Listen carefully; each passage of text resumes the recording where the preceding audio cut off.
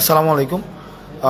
একটি খবর আমাদের কাছে এসেছে কিছুক্ষণ আগে যে কুমিল্লার ইসাপুরে আমাদের ঢাকা ইউনিভার্সিটি থেকে 10 জন 50 জন এসেছিল টোটাল। এর মধ্যে 10 জনকে হচ্ছে আমাদের জিম্মি করা হয়েছে, বাকি 40 জনকে আলাদা করে ফেলা হয়েছে। এই ধরনের একটা খবর আমাদের কাছে এসেছিল। আমি নিজে এখন কুমিল্লাতে আছি।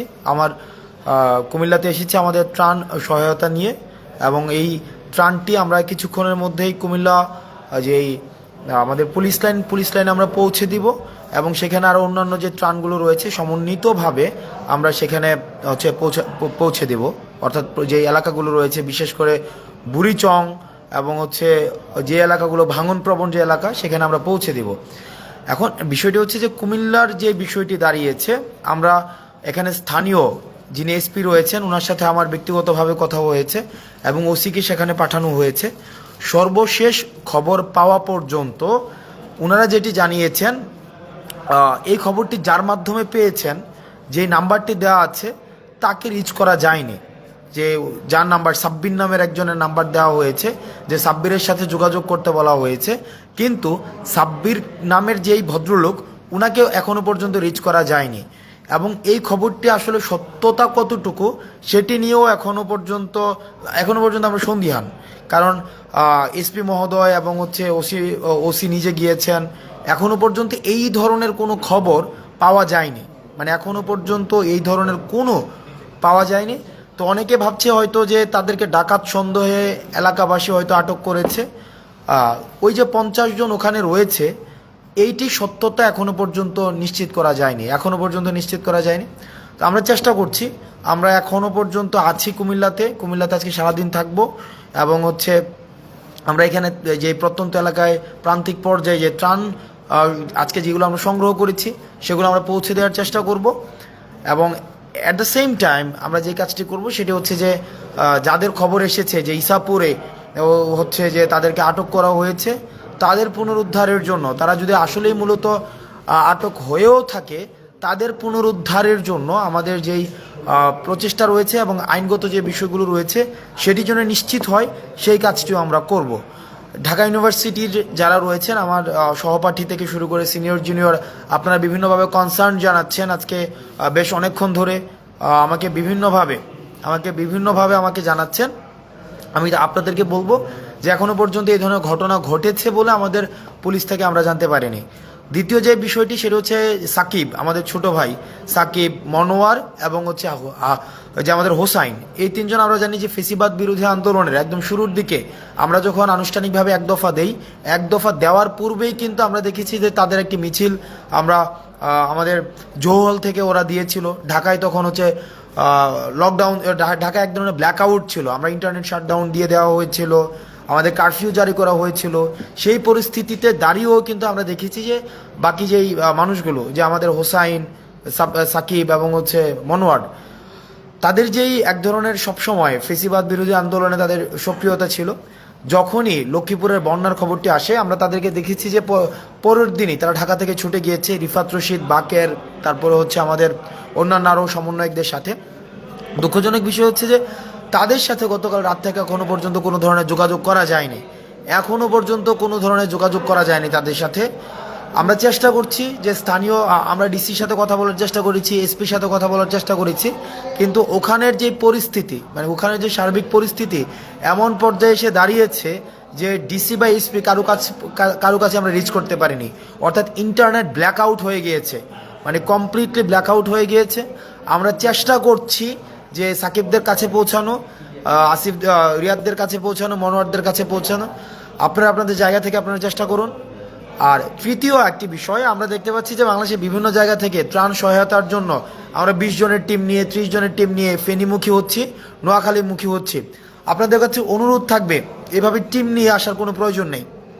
আপনাদের প্রশিক্ষিত টিম ছাড়া, প্রশিক্ষিত টিমের যদি আপনারা সমন্বয় নিশ্চিত করতে না পারেন, আপনার ফেনীমুখী হওয়ার দরকার নেই। সর্বোচ্চ একটা ট্রাকের সাথে 2 জন বা 3 জন, সর্বোচ্চ 2 জন বা 3 জন এনাফ। এর বেশি যারা আসছে 10 জন 15 জন, এই 10 জন 15 জন আসার কোনো প্রয়োজন নেই। আপনারা যে স্থানীয় যে জায়গাটি রয়েছে, আপনারা যে এলাকায় যাবেন, ওই এলাকার আপনারা স্থানীয় মানুষগুলোর সাথে আগে একটু কথা বলেন।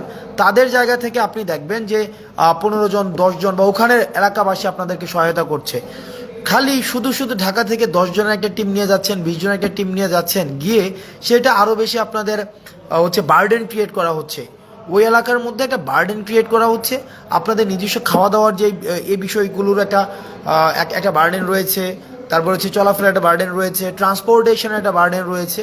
এই সার্বিক যে বার্ডেনগুলো, এই বার্ডেনগুলো বিবেচনায় আপনার একটা ট্রাকের সাথে হায়েস্ট 2 জন আসতে পারেন, কিন্তু 10 জন বা 15 জন এই যে আসার যে বিষয়টি কি, সেটা হচ্ছে একটা ট্যুরের মতো হয়ে যায়। এই যে ট্যুর বা আমরা মনে হচ্ছে যেটা ট্যুরে যাচ্ছে, আমরা স্বাগত জানাই মানুষের যে অংশগ্রহণ হচ্ছে যে ত্রাণ কার্যক্রমের মধ্যে, এই বিষয়টিকে আমরা স্বাগত জানাই। কিন্তু এভাবে 10 জন 15 জন এভাবে যাওয়ার বিষয়টিকে আমরা নিরুৎসাহিত করি নিজেকে সেভ করার জন্য। গতকাল ঢাকা বিশ্ববিদ্যালয়ে একটা বোট ডুবে গিয়েছিল ফেনীতে, তাদেরকে রেস্কিউ করার জন্য আমাদের আবার টিম পাঠাতে হয়েছিল।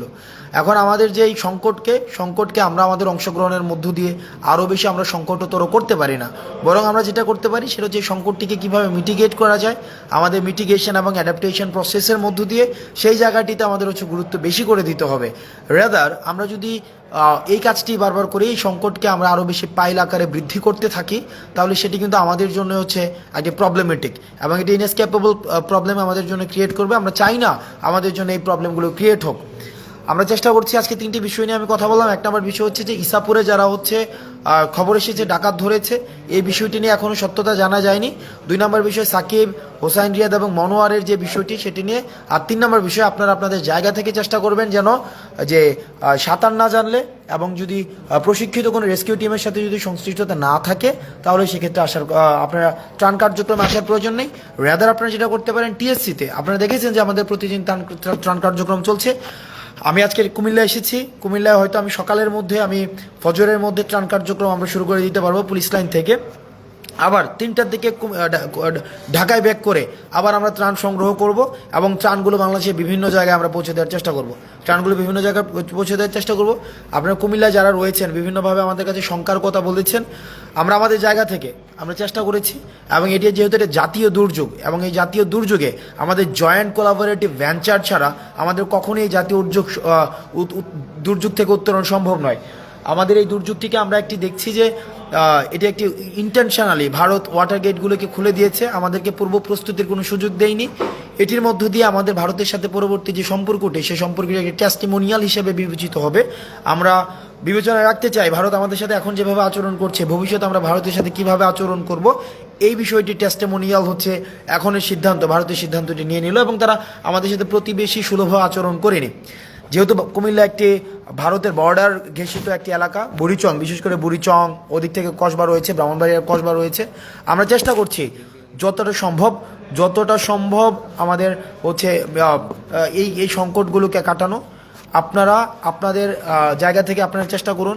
আর দয়া করে গুজব ছড়াবেন না। এমনি জাতীয় সংকটটি নিয়ে আমাদের হচ্ছে বেশ কষ্ট করতে হচ্ছে। আপনারা যে আপনাদের জায়গা থেকে কোনো তথ্যের অথেন্টিসিটি যদি আপনারা না পান, একটি তথ্য ফেসবুকে শেয়ার করার পূর্বে আপনারা ভেরিফাই করবেন, যেটাকে আমরা বলি যে ক্রস চেক করে নেওয়া। একটি ক্রস চেক করার পূর্বে আপনারা একটি তথ্য কখনোই ফেসবুকে শেয়ার করবেন না, কারণ এটি একটি আতঙ্কটা, এটাকে একটি চেইন, একটি আতঙ্ক। 1 জন থেকে 3 জন, 3 জন থেকে 8 জন, 8 জন থেকে 16 জন, অর্থাৎ চেইন রিয়েক্টিভ একটা অ্যাপ্রোচের মধ্যে দিয়ে এটা ছড়িয়ে যায়। সেজন্য কোনো খবর শেয়ার করার পূর্বে আপনাদের যে কাজটি করতে হবে সেটার আগে আরও 5-6 জনের কাছে নিশ্চিত হয়ে নেবেন, পার্সোনালি নক করে, যে এই তথ্যের সত্যতা কতটুকু। অথেন্টিসিটি ক্রস চেক না করে কোনো তথ্য শেয়ার করবেন না। আমরা চেষ্টা করছি আমাদের জায়গা থেকে, এবং সকল শ্রেণী পেশার মানুষ তার জায়গা থেকে চেষ্টা করছে। আমরা চেষ্টা করছি এই সংকটটিকে উত্তরণ করার জন্য। আমরা আমাদের জায়গা থেকে আমরা চেষ্টা করব, আপনারা আপনাদের জায়গা থেকে চেষ্টা করুন। আমাদের আবার কালকে আজকে সারাদিন আমাদের কুমিল্লায় আমাদের ত্রাণ কার্যক্রম চলবে, আমাদের ঢাকায় আমাদের ত্রাণ সংগ্রহ কার্যক্রম চলবে। আমাদের কিন্তু ঢাকায় যে ত্রাণ সংগ্রহ কার্যক্রম সেটা কিন্তু অব্যাহত থাকবে। টিএসসিতে আমরা দেখেছি যে সকল শ্রেণী পেশার মানুষ হচ্ছে ত্রাণ যেটি দিচ্ছেন সেটি হচ্ছে আমরা একটু অভূতপূর্ব আমরা সাড়া পেয়েছি, এবং যে পরিমাণ ত্রাণ আজকে আমরা সংগ্রহ করেছি সেটি হচ্ছে আনকাউন্টেবল অ্যামাউন্ট অফ ত্রাণ আমরা পেয়েছি। এই ধরনের ত্রাণ আমরা দুর্যোগ মন্ত্রণালয়ে আমাদেরকে লজিস্টিক সাপোর্ট দিচ্ছে কিভাবে সেটাকে ম্যানেজমেন্ট করা যায়, এবং সেখানে আমরা দেখেছি যে মানুষের কি অভূতপূর্ব অংশগ্রহণ, সকল শ্রেণী পেশার মানুষের অংশগ্রহণ, শিশু, বৃদ্ধ, বাচ্চাদের অংশগ্রহণ, সেটা আমাদেরকে অনেক বেশি উজ্জীবিত করে। এবং আমি যদি বলি জাতীয় ঐক্যের বহিঃপ্রকাশ, জাতীয় ঐক্যর বহিঃপ্রকাশ, সেটির আজকের যেটাকে আমরা ইপিটমি বলি, ইপিটম of the best examples of the ইউনিফিকেশনস of national unity, সেটি হচ্ছে আজকে টিএসসিতে ছিল। দল মত নির্বিশেষে আমরা দেখেছি যে কিভাবে মানুষ হচ্ছে আজকে আমাদের ত্রাণ দিয়েছে, এবং আমরা এটিও নিশ্চিত করতে চাই যে ত্রাণের যে অর্থটি আমরা সংগ্রহ করছি সে অর্থের জন্য স্বচ্ছতা থাকে, সেটির জন্য অ্যাকাউন্টেবিলিটি থাকে, সেটি আমাদের খরচের পরে আপনাদের কাছে প্রত্যেকটা জিনিসের আমাদের হচ্ছে এন্ডোর্সমেন্ট দেওয়া হবে, কোথায় কি খরচ হয়েছে, কোথায় কি খরচ হয়নি। আপনারা আপনাদের জায়গা থেকে সচেতন থাকবেন, সাবধানে থাকবেন। সালামু আলাইকুম।